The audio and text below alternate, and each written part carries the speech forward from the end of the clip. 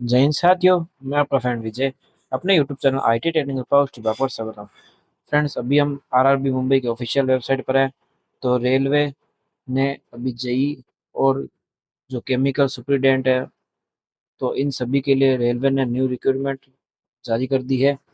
तो अभी हम रेलवे के ऑफिशियल वेबसाइट पर है। तो यहाँ पर CE नंबर जो आपको 5 दे रखा है, तो इस पर आप जब क्लिक करेंगे तो यहाँ पर देखिएगा इसको। इस पे जब आप क्लिक करेंगे तो आपका पूरा जो है नोटिफिकेशन ओपन हो जाएगा। तो इसको मैंने पहले से ओपन कर रखा है, तो इसको हम डिटेल नोटिफिकेशन ढंग से देख लेते हैं। तो देखिए, ऑफिशियल नोटिफिकेशन को हमने ओपन कर लिया है। Government of India, ministry of railway, railway recruitment board. तो सी नंबर 5 वैकेंसी जो निकल के आई है, junior engineer depot material superintendent chemical and metallurgical assistant. तो इसकी पोस्ट निकल के आई है। टोटल मिला के पोस्ट वगैरह कितनी है, तो सारी हम डिटेल से देख लेते हैं। सबसे पहले जो इसमें खास खास बात है वो हम नोट कर लेते हैं। सबसे पहले इसमें दे रखी है जो नोटिफिकेशन की जो है, नोटिस की इंडक्टिव जो नोटिस है वो 4 अक्टूबर को पहले ही जारी हो चुका है। इसके अगर ऑनलाइन फॉर्म की बात करें तो ओपनिंग डेट फॉर्म कितनी है, 31 तारीख। तो 31/10 से फॉर्म आपका फिलअप होना स्टार्ट हो जाएगा। उसके बाद में लास्ट डेट की बात करें तो 30 जो है नवंबर इसकी लास्ट डेट है। अगर हम एप्लीकेशन फीस पेमेंट की बात करें तो 2 दिसंबर इसकी लास्ट डेट है एप्लीकेशन फॉर्म की फीस भरने की। ठीक है। उसके अलावा इसकी मॉडिफिकेशन विंडो है वो 3 जो दिसंबर है और 12 दिसंबर के बीच में इसकी जो करेक्शन विंडो है वो खुलेगी। अगर आपके फॉर्म में कोई गलती हो गई तो आप इसमें करेक्शन कर सकते हैं। अब इसमें आगे डिटेल्स है, हम और चीज़ों को देख लेते हैं। देखिए, सबसे पहले इसमें हम मेडिकल स्टैंडर्ड की और जो एज लिमिट की है उसकी बात कर लेते हैं। तो पोस्ट है आपकी junior engineer depot material superintendent chemical metallurgical assistant. Pay level की बात करें तो 6 है। इनिशियल पे की बात करें 35,400 है। मेडिकल स्टैंडर्ड जो रहेगा आपके एनेक्सर है, तो उसमें आपको मेडिकल स्टैंडर्ड बता रखा है किस टाइप का मेडिकल चाहिए। एज की बात करें तो 18 से 33 ईयर है, 18 से 33 ईयर के बीच में। और एज रिलैक्सेशन भी कैटेगरी वाइज दे रखा है। एज आपकी अगर काउंट करें तो एज आपकी जो है 1/1/2026 को आपकी एज इस हिसाब से आपकी काउंट की जाएगी। टोटल नंबर ऑफ वैकेंसी की बात करें तो 2559 इसकी पोस्ट है। आगे हम इसमें देखें एज के बारे में और डिटेल से हम देख लेते हैं फॉर्म में। देखिए, यहाँ पर एज के बारे में भी बता रखा है। तो डेट ऑफ बर्थ जो है और उसके हिसाब से एज जो है वो भी इन्होंने बता रखी है। तो एज की बात करें तो 18 से 33 ईयर होनी चाहिए। जो लोअर एज है वो 1/1/2026 को उसके बाद में उसके अनुसार इसमें काउंट होगी। ठीक है। उसके अलावा बात करें जो अपर एज है, ठीक है, तो अनरिजर्व की 2/1/1993 जो है उससे अगर बात करें तो उससे आपकी कम नहीं होनी चाहिए। OBC नॉन क्रिमिनल की बात करें तो 2/1/1990। और SC ST कैटेगरी की बात करें 2/1/1988। अब हम बात करते हैं जो एज रिलैक्सेशन है किस कैटेगरी हिसाब से कितना है। तो SC ST कैटेगरी के लिए रहेगा 5 ईयर। OBC नॉन क्रिमिनल के लिए रहने वाला है 3 ईयर। और उसके अलावा बात करें तो एक्स सर्विसमैन की 3 ईयर है। तो अलग अलग कैटेगरी वाइज में दे रखा है। बाकी जो है रेलवे के जो कैटेगरी है उनके भी अलग से रिलैक्सेशन दे रखा है। 40 ईयर्स है, 43 SC ST है। यहाँ पर ध्यान देने योग्य बात यह है कि जनरल के लिए कोई भी एज रिलैक्सेशन नहीं है। आगे अब हम बात कर लेते हैं मेडिकल स्टैंडर्ड की कि JN की जो ये वैकेंसी है इसमें मेडिकल स्टैंडर्ड क्या रहने वाला है। अब देखिए, इसमें मेडिकल स्टैंडर्ड दे रखा है।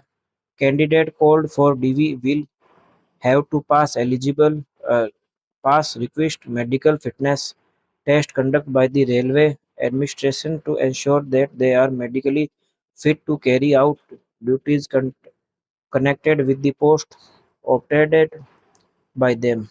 यानी कि जब आपका DV जब आपका लिया जाएगा तो उसी समय आपका साथ में रेलवे में आपका मेडिकल फिटनेस टेस्ट आपका लिया जाएगा।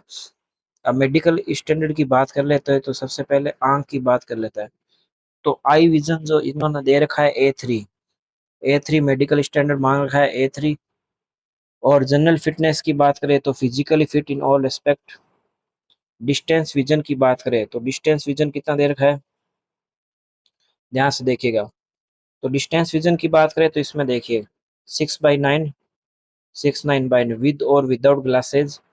विदाउट ग्लासेज के होना चाहिए, ग्लासेज इसमें अलाउड नहीं है। और मेडिकल स्टैंडर्ड A3 मांग रखा है। ये डिस्टेंस आपको तभी पता लगती है जब आप अपनी आइज का टेस्ट कराते हैं। नियर विजन इन्होंने बता रखा है 0.6 विद और without glass. Must pass test for colour vision, binocular vision. तो ये सारे टेस्ट जब आपका होता है उसी समय ये टेस्ट होता है।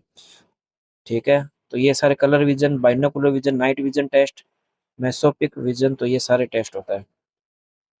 अब जो B1 कैटेगरी का है और C1 कैटेगरी का है, तो ये सारे आपको स्टैंडर्ड दे रखा है। अब कौन सी वैकेंसी के लिए आपका जो है कौन सा मेडिकल स्टैंडर्ड होना चाहिए, तो वो भी मैं आपको डिटेल से बता देता हूँ। उससे पहले हम एग्जामिनेशन फीस की बात कर लेते हैं। तो for all candidate exempt categories mention below, तो 500 रुपीज़ है सभी के लिए। और 400 रुपीज़ जो है shall be refunded duly deducting bank charges as applicable. यानी कि फर्स्ट CBT जब आप दे देंगे तो उसके बाद में आपका रिफंड कर दिया जाएगा 400 रुपये। 500 रुपये फीस है कैटेगरी के लिए। अब अलग अलग कैटेगरी वाइज इसमें फीस बता रखी है। तो अगर हम SC ST की बात करें, PWBT female category, transgender, minorities और EWS जो है, सॉरी माफ़ कीजिएगा, EBC जो इकोनॉमी बैकवर्ड क्लास है, तो इन सभी के लिए फीस जो रहने वाली है वो 250 रुपये रहने वाली है। आगे नेक्स्ट हम देख लेते हैं जो खास बात है। तो अब इसमें हम रिक्रूटमेंट प्रोसेस की बात कर लेते हैं। तो रिक्रूटमेंट प्रोसेस जो होगा आपका ऑनलाइन मोड में आपका एग्जामिनेशन लिया जाएगा। देखिए candidate should apply only through online online mode, तो आपको फॉर्म जो है आपको ऑनलाइन मोड में करना पड़ेगा। उसके अलावा the selection of RRB once exit shall be final, RRB के द्वारा जो निर्णय वो अंतिम होगा। अब इसमें आगे अब एग्जामिनेशन में जो है स्टेजेस वो दे रखी है रिक्रूटमेंट प्रोसेस। सबसे पहले आपका फर्स्ट स्टेज CBT होगा। उसके बाद सेकेंड स्टेज CBT, यानी आपके 2 CBT एग्जामिनेशन लिए जाएंगे। जो बच्चे फर्स्ट को क्लियर करेंगे और जिनकी मेरिट हाई बनेगी तो वही सेकेंड CBT में जा पाएंगे। उसके बाद आपका DV होगा और लास्ट में आपका मेडिकल एग्जामिनेशन लिया जाएगा। ठीक है, अब इसमें और आगे जो भी आपकी इंफॉर्मेशन रिगार्डिंग है तो वो सारी आपको वेबसाइट पे या SMS और ईमेल पे सारी आपको दी जाएगी। तो फर्स्ट स्टेज CBT की मैं ड्यूरेक्शन की बात कर लेता हूँ सबसे पहले। तो फर्स्ट स्टेज CBT की ड्यूरेक्शन की समय अवधि की बात करें तो 90 मिनट्स रहने वाले 90 मिनट। जो 120 मिनट है वो जो बच्चे स्क्राइब का यूज करेंगे PWBD कैटेगरी के तो उनके लिए 120 मिनट है, बाकी सभी के लिए 90 मिनट है। 90 मिनट में क्वेश्चन की संख्या कितनी होगी 100। 90 मिनट में आपको 100 क्वेश्चन करना है। उसके बाद में अब देखिए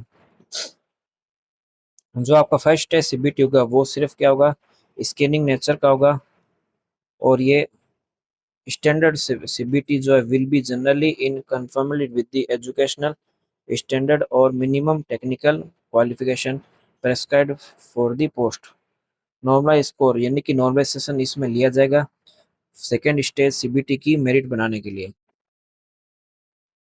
Candidate who are shortlisted for second stage CBT availing the reservation benefits for a community PWT tax servicemen shall continue the considered only against the community for all subsequent stage for requirement process। अब इसमें देखते हैं सबसे पहले syllabus के बारे में बात करते हैं। तो टाइम ड्यूरेक्शन मैंने बता दिया है कि 90 मिनट रहने वाले 90 मिनट में आपको 100 क्वेश्चन करना है। सिलेबस के बारे में बात कर लेते हैं तो इसमें सबसे पहले बात करते हैं मैथमेटिक्स की। तो मैथमेटिक्स में इसमें आपके number system, BODMAS, decimal fraction, LCM SCF, ratio proportion, percentage, mensuration, time and work, time and distance, simple and compound interest, profit and loss, algebra, geometry, trigonometry, elementary statics, square root, age calculation, calendar and clock, pipe and cistern. ये सारे mathematics topic रहने वाले हैं। उसका reasoning में जो normal topic होते हैं आपके analogy, alphabet, number series, coding, decoding, तो ये सारे टॉपिक आपके सिलेबस में रहने वाला है। उसके अलावा जनरल अवेयरनेस के होंगे। जनरल अवेयरनेस में आपको क्या पढ़ना है, करंट अफेयर के question, Indian geography, culture and history of India including freedom struggle. तो आपके इसमें GK का पार्ट हो गया, ज्योग्राफी का पार्ट हो गया। और इंडियन इकोनॉमी हो गई। उसके अलावा पॉलिटी एंड कॉन्स्टिट्यूशन यानी संविधान और जो राजनीति है उसके बारे में पढ़ना है। उसके अलावा एनवायरमेंट इश्यूज, पर्यावरण के संबंधित है, वर्ल्ड स्पोर्ट्स, ये जो भी है सारे टॉपिक है। उसके अलावा बात करते हैं जनरल साइंस की।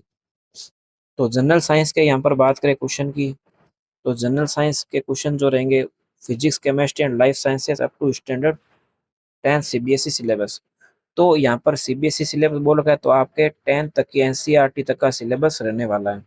लेकिन मैं आपको एक बात बता देता हूँ, जो रेलवे के जो भी एग्जामिनेशन होते हैं तो उनमें 10th लिखते जरूर, लेकिन पेपर का लेवल आपके लगभग 12th लेवल का होता है, क्योंकि कई क्वेश्चन 12th लेवल के भी आते हैं।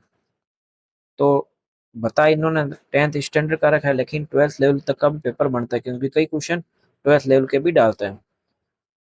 जो अभी हमारे चैनल पर आपको साइंस के रिलेटेड इंपॉर्टेंट क्वेश्चन सीरीज देखने को मिल रही है, जो कि प्रीवियस ईयर में सारे पूछे गए, तो इसका लिंक मैंने अपने वीडियो के डिस्क्रिप्शन बॉक्स में दे दिया है, तो वहां से जाकर आप इसको देख सकते हैं। अब देखिए आगे इसमें यहाँ पर नंबर और मार्क्स बता रखे हैं कि किस टॉपिक कितने रहने वाला है। तो मैथमेटिक्स की बात करें तो 30 नंबर मैथ के आएंगे। जनरल इंटेलिजेंस रीजनिंग 30 नंबर की मैथ रीजनिंग आएगी आपके 25 मार्क्स की। जनरल अवेयरनेस होगा 15 मार्क्स का। जनरल साइंस जो रहने वाला है वो 30 मार्क्स का रहने वाला है। टोटल मिला के क्वेश्चन की बात करें तो 100 है और टाइम कितना है, 90 मिनट है। तो यहाँ पे अगर बात करें तो जनरल साइंस का वेटेज जिसमें काफ़ी ज़्यादा है। जनरल साइंस के 30 क्वेश्चन है और मैथमेटिक्स के 30 क्वेश्चन है। 30-30 करके 60 क्वेश्चन मैथ और साइंस के मिला के हो जाता है। बाकी रीजनिंग के 25 और जनरल अवेयरनेस के 15 क्वेश्चन हो जाते हैं। अब आगे हम मिनिमम पासिंग मार्क्स की बात कर लेते हैं। तो मिनिमम पासिंग मार्क्स ये सभी कैटेगरी के लिए, और सभी आप सभी को पता है कि 1/3 जो नेगेटिव मार्किंग होती है। इसमें मिनिमम जो एलिजिबिलिटी है परसेंटेज मार्क्स की, तो अनरिजर्व के लिए 40% है। ये मिनिमम पासिंग मार्क्स से ध्यान रखिएगा। ईडब्ल्यूएस की 40, ओबीसी नॉन क्रिमिनल की 30%, एससी की 30%, एसटी की 25%। तो ये सारी रहने वाली है। सेकेंड स्टेज सीबीटी की बात करें तो सेकेंड स्टेज सीबीटी ये आपका कितने मिनट का होगा। फर्स्ट स्टेज सीबीटी जो बच्चे क्लियर करेंगे वही सेकेंड में बैठ पाएंगे।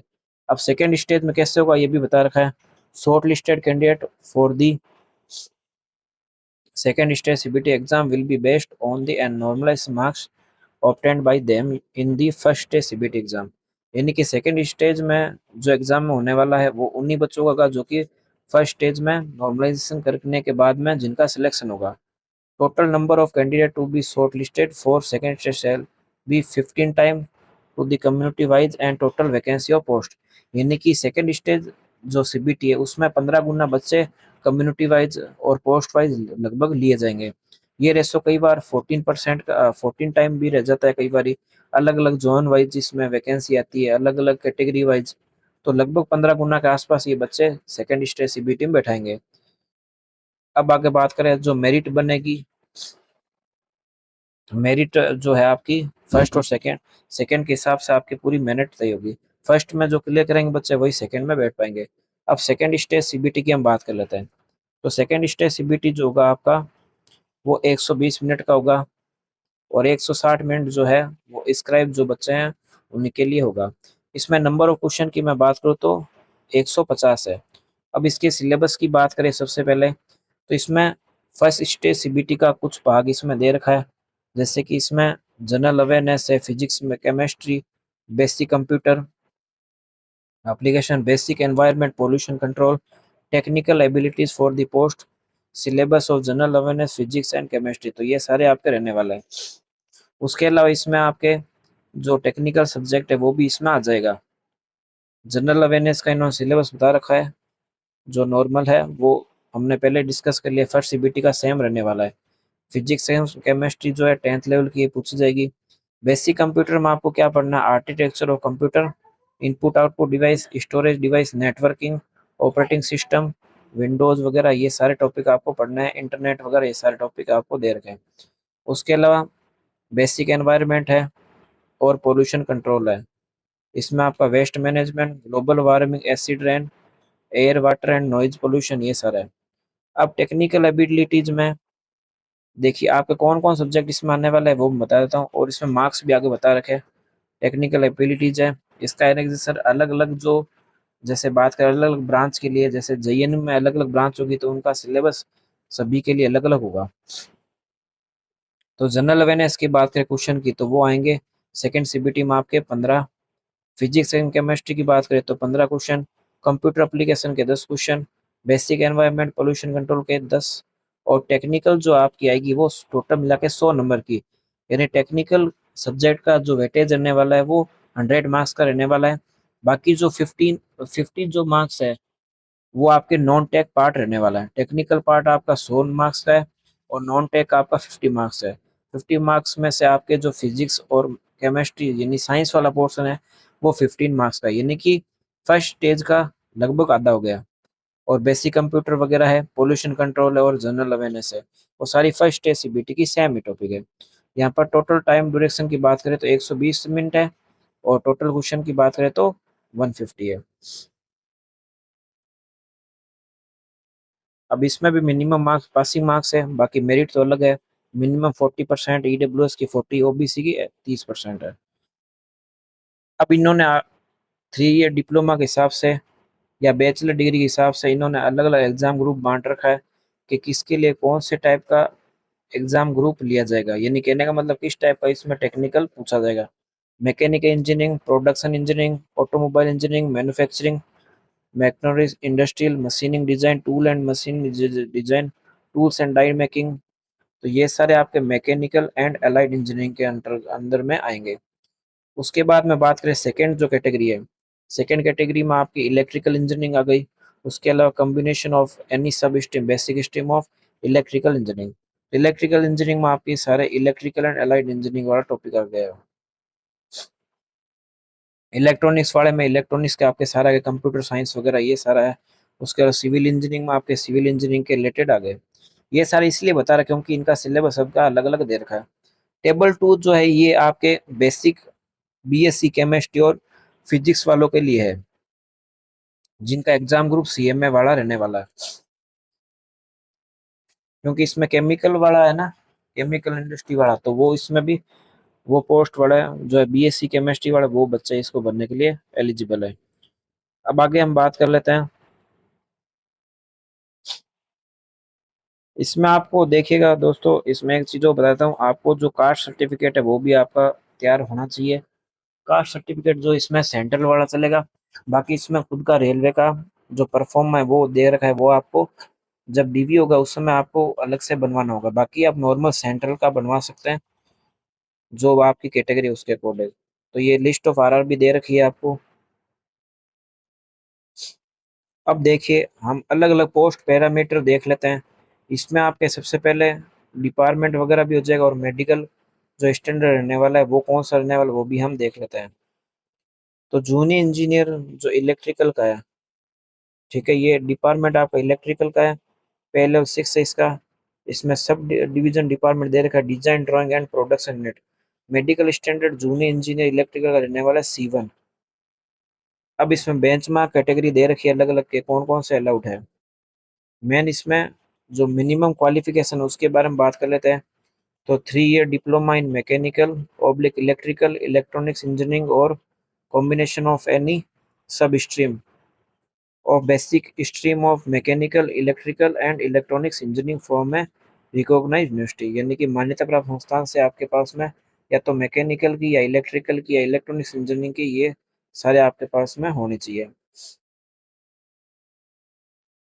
उसके अलावा आपके जो है ये अब आपके सारों के लिए दे रखा है। देखिए यहाँ पर इलेक्ट्रिकल ईएमयू सब कैटेगरी अलग अलग दे रखा है। EMU junior engineer electrical TRD, तो अलग अलग डिपार्टमेंट पोस्ट के हिसाब से होता है। इन सभी के लिए आपकी जो है क्वालिफिकेशन इसमें अलग से दे रखी है। तो ये वाली जो आपको ब्लॉक दे रखा है पूरा, ये वाला जो पूरा ब्लॉक दे रखा है वो इसी के लिए देखिए। Junior engineer electrical, junior engineer electrical, junior engineer TRD, ये पोस्ट है जो जो मैंने बताई है। जैसे कि इलेक्ट्रिकल वाला भी भर सकता है इस पोस्ट को, और जो है मैकेनिकल वाला वो भी बच्चे इस फॉर्म को भर सकता है। ये जो कैटेगरी है, आपको फॉर्म भरते समय आपको कैटेगरी उसमें बतानी होगी, कैटेगरी उसमें मेंशन करना होगा और आपको जोन सेलेक्ट करना होगा। सिविल वगैरह में तो सिविल वगैरह में आपके सिविल इंजीनियरिंग वगैरह का है, उसमें आपके डिप्लोमा वगैरह हो गया, या फिर आपके जो बीएससी वगैरह है सिविल इंजीनियरिंग वो हो सकती है। तो इन सभी के बारे में आपको अच्छे समझ में आया होगा। सिविल वर्क्स वगैरह देख लिए, तो ये सारी पोस्ट अलग अलग हिसाब से दे रखी है आपको। अब इसमें आगे देखिए, जूनियर इंजीनियर मशीन, तो इन सभी के लिए अलग अलग है, सबके लिए 3 ईयर डिप्लोमा, तो ये सब पोस्ट आपको डालनी पड़ेगी अपनी जो क्वालिफिकेशन है उसके आधार पर, ये सारे आपको डिपार्टमेंट चूज करने हैं। ठीक है, तो सबको उम्मीद है सबको अच्छे से समझ में होगा। अब हम जोन वाइज वैकेंसी की बात कर लेते हैं। इसके अलावा कोई बच्चे अगर मान लो जिनकी, जैसे मान लीजिए जो मेट्रोलॉजिकल वर्क वगैरह जिनका है, डिपोट मटेरियल है, तो उनके लिए क्या रहने वाला देखिए, तो केमिकल इंजीनियरिंग जो है उनके लिए क्या रहने वाला है, तो BSc degree in physics and chemistry 45% marks, BSc physics, BSc जो फिजिक्स में होनी चाहिए, मेजर इस पे honours subject and chemistry as a subject, ये सारे केमिस्ट्री उसमें होना जरूरी है बीएससी में, तो ये सभी उसके लिए रहने वाली है। अब हम आगे जो वैकेंसी है उसको देख लेते हैं, जोन वाइज कितनी रहने वाली है। तो मैं सीधी आपको जो टोटल मिला के पोस्ट है वो बताने वाला हूँ, क्योंकि कैटेगरी वाइज ये पोस्ट अलग अलग हो सकती है। तो यहाँ पर junior engineer engineer electrical EMU के लिए वैकेंसी जो रहने वाली है, अनरिजर्व के लिए 6, एससी के लिए 2, एसटी के लिए 1, ओबीसी के लिए 5, ईडब्ल्यूएस के लिए 1, तो टोटल मिला के पोस्ट की बात करें तो 15। ये अलग अलग कैटेगरी वाइज अलग अलग सबकी रहने वाली है। ये सारी इलेक्ट्रिकल की है। टीआरडी इसमें भी 6, 2, 0, 2, 1, टोटल मिला के पोस्ट की बात करें तो 11। मैं टोटल पोस्ट की बात कर लेता हूँ। जो भी आपकी इलेक्ट्रिकल वाली जो पोस्ट है वो इलेक्ट्रिकल के बच्चे भर सकते हैं, जो मैकेनिकल वाले वो अपने अनुसार मैकेनिकल के भर सकते हैं। लेकिन कुछ इसमें मैकेनिकल वाले जो है वो इलेक्ट्रिकल की कुछ पोस्टों को भी भर सकते हैं, जो कि मैंने पहले ही मेंशन कर दिया आपको। उसके अलावा ब्रिज वगैरह की बात करें सिविल की, तो सिविल में इसमें टोटल मिला के पोस्ट की बात करें तो 56 है सिविल वर्क्स के लिए। इनमें आपको बताइए, मैंने बता दिया सिविल इंजीनियरिंग होनी जरूरी है इनके लिए। जो है यहाँ पर 12 पोस्ट है। ये अलग अलग जो है इंजीनियरिंग में डिजाइन ड्राइंग एस्टिमेशन इसके लिए अलग अलग पोस्ट है। उसके अलावा बात करें हम, ये मैंने आपके एक डिवीजन की बात करी है, अभी तक एक जोन हमने जो है वो बताया अहमदाबाद। अहमदाबाद जोन में टोटल मिला के पोस्ट की बात करें हमें, अब हम टोटल मिला के ओवरऑल पोस्ट की अगर बात करें तो ओवरऑल भी पोस्ट इसमें बता रखी है। ओवरऑल पोस्ट की अगर हम बात करें तो टोटल पोस्ट होती है अनरिजर्व की 68 पोस्ट। ये सारे मैं जो जितने भी आपके पोस्ट है ये सभी आपके जितने भी है उसको मिला के बता रहा हूँ। जो भी आपके भाई ब्रांच है उसके अनुसार सभी ब्रांचों को मिला के और सभी कैटेगरी को मिला के मैं पोस्ट बता रहा हूँ। अनरिजर्व के लिए रहने वाली 68 पोस्ट, एससी के लिए 22, एसटी के लिए 10 पोस्ट है, ओबीसी के लिए 39 पोस्ट है, ईडब्ल्यूएस के लिए 12। टोटल मिला के पोस्ट की बात करें 151 है। 151 पोस्ट ये सभी के लिए है, सभी ब्रांच के लिए सभी कैटेगरी के लिए ये पोस्ट रहने वाली है। ये हमने आरआरबी अभी अहमदाबाद की बात करी। अजमेर की टोटल मिला के पोस्ट की बात कर लेते हैं। तो इसमें आपके टोटल मिला के पोस्ट की अगर बात करें तो इसमें निजों की 20 पोस्ट है, एससी की 4, एसटी की 3, ये सभी जो ब्रांच है उनकी मैं बता रहा हूँ मिक्स करके। ओबीसी की 10, ईडब्ल्यूएस की 3।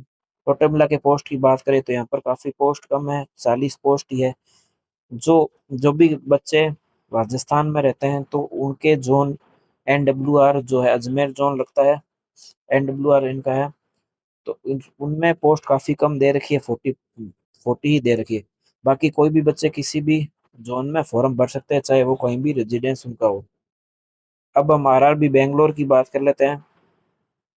तो आरआरबी बेंगलोर में टोटल पोस्ट की अगर हम बात करें तो वो है 80 पोस्ट, ओबीसी के लिए 10 पोस्ट है, एसटी के लिए 7, एससी के लिए 14 और अनरिजर्व के लिए 40 है, 40 पोस्ट। आरआरबी भोपाल की अगर हम बात करें तो आरआरबी भोपाल की अगर टोटल पोस्ट की अगर हम बात करें तो वो है 58, 27 पोस्ट जो है आपके अनरिजर्व की रहने वाली है। उसके अलावा हम ओबीसी की वगैरह की बात करें तो ओबीसी की 11 पोस्ट इसमें दे रखी है। बच्चों ये मैं इसलिए ढंग से बता रहा हूँ क्योंकि आपको फॉर्म अप्लाई करते समय जोन आपको सेलेक्ट करना होगा। तो जोन सेलेक्ट करने से पहले आपको अपनी कैटेगरी वाई पोस्ट भी जरूर देखनी चाहिए कि कितनी कैटेगरी वाई मेरी पोस्ट कितनी है, किस ब्रांच में कितनी दे रखी है। तो इन सभी बातों का आपको ध्यान रखना है। बाकी जिन्होंने पहले जो पहले की जो 2024 की वैकेंसी थी वो जिन्होंने भर रखी है तो उनको ये चीजें अच्छे से पता होगी। अब हम आगे आरआरबी भुवनेश्वर की बात कर लेते हैं। तो आरआरबी भुवनेश्वर की भी 36 पोस्ट है। तो आरआरबी बिलासपुर में कितनी है? बिलासपुर में देखिए सबसे ज्यादा पोस्ट अभी तक निकल गई है, 127 पोस्ट यहाँ पे है। एक बार हम अहमदाबाद की देख लेते हैं। अभी तक जितनी हमने देखी है उन सब में कम आई है। अहमदाबाद की अगर टोटल पोस्ट की बात करें तो अहमदाबाद में 151 सबसे ज्यादा पोस्ट है। ठीक है ना। अनरिजर्व की इसमें 68 पोस्ट है, एससी की 22 है, एसटी की 30 है, ओबीसी की अगर हम बात करें तो ओबीसी की 39 पोस्ट है और ईडब्ल्यूएस की 12। टोटल मिला के 151 पोस्ट होती है। आपका पहले जोन की अगर बात करें तो सबसे ज्यादा पोस्ट वो आई है आपके अहमदाबाद में। अहमदाबाद जोन में आपके टोटल मिला के 151 है। उसके बाद में आपका बिलासपुर जोन है। ठीक है। ये सेकंड है जिसमें सबसे ज्यादा पोस्ट आपको है। तो अभी हम बिलासपुर पे थे, बिलासपुर जोन की तरफ चलते दोबारा। तो बिलासपुर में कितनी है पोस्ट है देखिए। बिलासपुर में 127 है। बिलासपुर में कितनी पोस्ट है? 127। तो अहमदाबाद की मैंने आपको कितनी बताई? अहमदाबाद की मैंने बताई 151। टोटल मिला के पोस्ट की बात करें ओवरऑल सभी कैटेगरी को मिला के कितनी है? अहमदाबाद की 151 और बिलासपुर की 127 है। चंडीगढ़ की अब हम देख लेते हैं कितनी है। तो चंडीगढ़ की ओवरऑल 108 वैकेंसी है। चेन्नई जोन की बात करें तो चेन्नई जोन में 160। देखिए दो नंबर कैटेगरी है जिसमें सबसे ज्यादा पोस्ट है। पहली तो आपको मैंने बताई अहमदाबाद। अहमदाबाद के बाद में आपका ये जो जोन है कौन सा बताया अभी मैंने आपको? Chennai zone. RRB Chennai zone है उसमें सबसे ज्यादा है। अब आगे हम देख लेते हैं किस जोन में सबसे ज्यादा है। उसके बाद में हम देख लेते हैं आरआरबी गोरखपुर। आरआरबी गोरखपुर में आपकी टोटल मिला के पोस्ट की बात करें तो 98 पोस्ट है। गुवाहाटी में अगर बात करें तो गुवाहाटी में इन्होंने टोटल पोस्ट की बात करें तो 7 बता रखी है। जम्मू श्रीनगर की बात करें तो जम्मू श्रीनगर में टोटल मिला के 88 पोस्ट है। आरआरबी कोलकाता की अगर बात करें जोन की तो आरआरबी कोलकाता में टोटल पोस्ट की अगर बात करें हम देखिए आरआरबी कोलकाता में सबसे ज्यादा पोस्ट है। देखिए कितनी पोस्ट टोटल मिला के 628। आरआरबी कोलकाता में सबसे ज्यादा पोस्ट अभी तक निकल के आई है 628। अनरिजर्व की बात करें तो ये आपकी 264 पोस्ट है। एससी की 87 है, एसटी की 58 है, ओबीसी की 160 है। आरआरबी मालदा देख लेते हैं। इसमें 45 है। आरआरबी मुंबई की अगर बात करें पिछले वैकेंसी में आरआरबी मुंबई में सबसे ज्यादा पोस्ट निकल के आई थी। तो इसमें कितनी है आपकी? 434। 800 पोस्ट मैंने किस में बताई थी? तो 800 पोस्ट मैंने जो थी कोलकाता जोन में की बताई थी।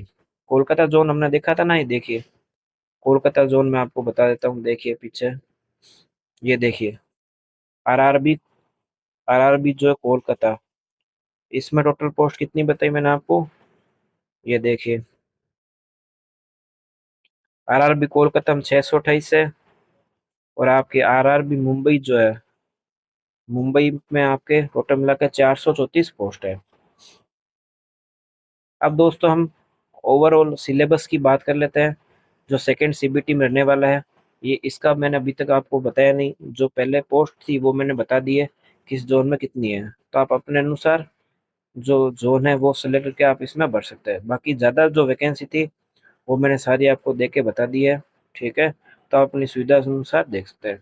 उसके अलावा इसमें कास्ट सर्टिफिकेट का जो ओबीसी वाला रहने वाला वो इसमें फॉर्मेट अलग से दे रखा है और जो भी है सारे इसमें दे रखा है। ओबीसी नॉन क्रिमिनल सर्टिफिकेट दे रखा है, सेल्फ डिक्लेरेशन भी दे रखा है। तो ये सभी चीज़ें अब इसमें आगे हम सिलेबस को देख लेते हैं क्या सिलेबस रहने वाला है। दोस्तों आप सिलेबस के एंडिंग में जाएंगे तो आपको लास्ट में एनेक्सर 7 के नाम से देखने को मिलेगा सिलेबस।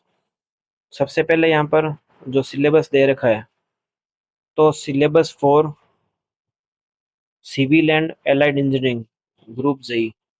तो सिविल वालों के लिए क्या रहने वाला, इलेक्ट्रिकल इंजीनियरिंग मशीन में force, moment of force, force stream, तो ये सारे, इक्विलिब्रियम, फ्रिक्शन, तो ये सारे सिविल के रहने वाले। Building construction, building material, construction of substructure, construction of superstructure, building finishes, तो ये सारे सिविल के जितने भी है वो सारे सिलेबस रहने वाला है।